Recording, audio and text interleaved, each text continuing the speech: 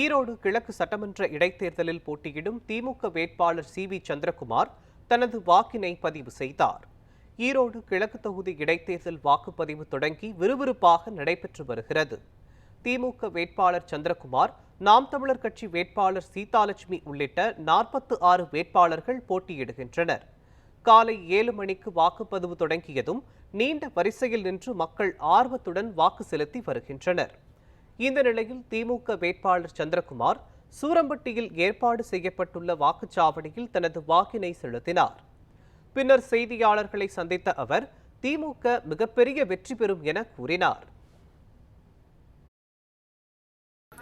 இந்த இடைத்தேர்தலை பொறுத்தவரையிலும் திராவிட முன்னேற்ற கழகத்தினுடைய உதயசூரியன் சின்னம் மிகப்பெரிய வெற்றியை பெறும். அந்த மிகப்பெரிய வெற்றிக்கு காரணமாக இருக்க போவது கடந்த 4 ஆண்டு கால திராவிட மாடல் அரசின் மக்கள் நல திட்டங்களே இந்த மிகப்பெரிய வெற்றிக்கு காரணமாக இருக்கும். தற்போது வாக்குப்பதிவு துவங்கி நடந்து கொண்டிருக்கின்ற நிலையில் நான் எனது வாக்குச்சாவடியில் என்னுடைய வாக்கை பதிவு செய்துவிட்டு வந்திருக்கின்றேன். இந்த தொகுதியிலே, கிழக்கு தொகுதியில் இருக்கின்ற மக்கள் அனைவரும் உங்களுடைய வாக்குகளை தவறாமல் செலுத்தி ஜனநாயக கடமையாற்ற வேண்டும் என உங்களை எல்லாம் பணிவுடன் கேட்டுக்கொள்கின்றேன்.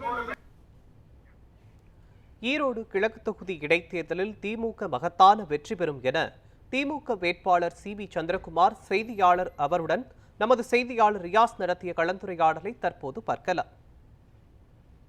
ஈரோடு கிழக்கு இடைத்தேர்தலில் போடக்கூடிய திமுக வேட்பாளர் சந்திரகுமார் நம்மிடையே இருக்காரு. சார் வணக்கம் சார். குடும்பத்தோட தற்போது வாக்கு செலுத்தி இருக்கீங்க. இங்க கூடிய வாக்காளர்களுடைய மனநிலை என்னவா இருக்குங்க சார்? இங்கே ஈரோடு கிழக்கு தொகுதி வாக்காளர்களை பொறுத்தவரையிலும் திராவிட முன்னேற்ற கழகத்தையும் திராவிட மாடல் ஆட்சியும் ஆதரிக்க வேண்டும் என்கின்ற மனநிலை அவர்களுக்கு வெகுவாகவே இருக்கிறது. தமிழ்நாட்டோட முதலமைச்சராக இருக்கின்ற தளபதி அவர்களும் துணை முதலமைச்சரான உதயநிதி ஸ்டாலின் அவர்களும் இன்றைக்கு தமிழ்நாட்டு மக்களுக்காக செய்திருக்கின்ற பல்வேறு மக்கள் நல திட்டங்கள் இன்றைக்கு அவர்களை வெகுவாக சென்றடைந்திருக்கிறது. அதனால் நிச்சயமாக இந்த தேர்தலில் திராவிட முன்னேற்ற கழகத்துக்கு தான் வாக்களிக்க வேண்டும், உதயசூரியன் சின்னத்திற்கு தான் வாக்களிக்க வேண்டும் என்கின்ற மிகப்பெரிய நம்பிக்கையோடு அவர்கள் இருக்கிறார்களோ அதே நம்பிக்கையோடு நாங்களும் இருக்கின்றோம். மக்களோட நம்பிக்கை ஒரு புறம் இருந்தாலும் இந்த இடைத்தேர்தலை பொறுத்த வரைக்கும் அதிமுக, பாஜக போன்ற பிரதான எதிர்க்கட்சிகள் எதுவுமே போட்டியிடல.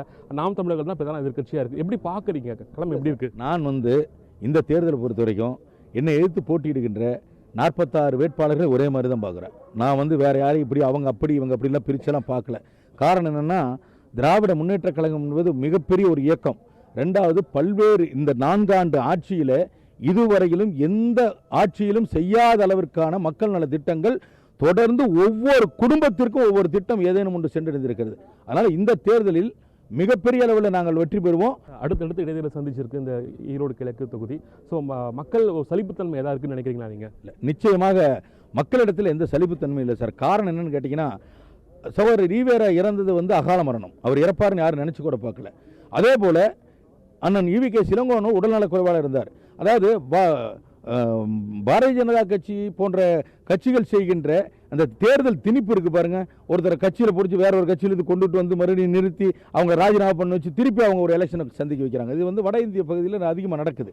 அது மாதிரியான தேர்தல் இது கிடையாது. திணிக்கப்பட்ட தேர்தல் கிடையாது. இது இயற்கையாக ஒரு விபத்திலே வந்த தேர்தலாக இது இருக்கிறது. அதனால் இந்த தேர்தலை பொறுத்த வரைக்கும் மக்களிடத்தில் எந்த சலிப்பும் இல்லை.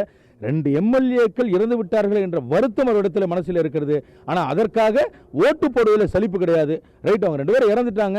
இந்த முறை நம்ம போய் நம்மளுடைய ஜனநாயக கடமை ஆற்ற வேண்டும் என்று சொல்லி மக்கள் இருக்காங்க. அதனால் மக்களிடத்தில் எந்த சலிப்பும் கிடையாது. இந்த தேர்தலுக்கான வெற்றி எதற்கான ஒரு முன்னோட்டமாக இருக்கும்னு நினைக்கிறீங்க நீங்கள்? இந்த தேர்தலுடைய வெற்றி, இந்த தேர்தல் இந்த இடைத்தேர்தலுக்காக மட்டும் இல்லை.